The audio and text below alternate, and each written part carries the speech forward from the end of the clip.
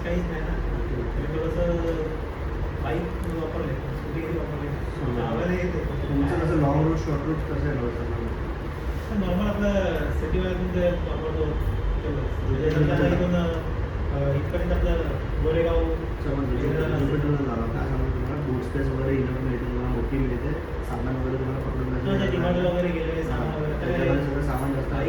Seat पण मोठी आहे, 2 माणसं एकदम कम्फर्टेबल बसायला तर अलाउड नाही, पण 3 माणसं पण बसू शकतात अशी एवढी मोठी सीट आहे.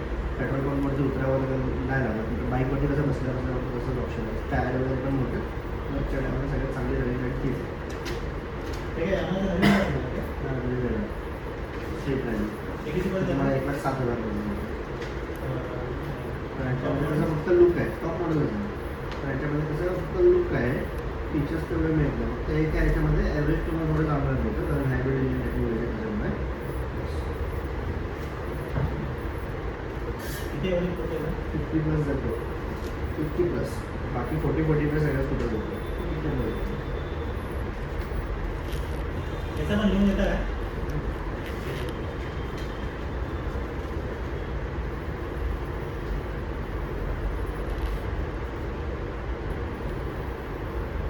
ॲक्टिवामध्ये पण टॉप मॉडेल जो काय आहे का की त्याच्यामध्ये येते कीलेसवाली येते फक्त, म्हणजे सेम गाडी असणार फक्त कील असणार रिमोट असणार आणि ते वर नाही. ते एक की हरवली तर 10,000ची फक्त की आहे. त्याला गाडीसोबत पेअरिंग करायचं 3,500 रुपये वेगळा करतात. तो पण फक्त त्यांच्या ऑथोराइज सर्व्हिस सेंटरला तिथं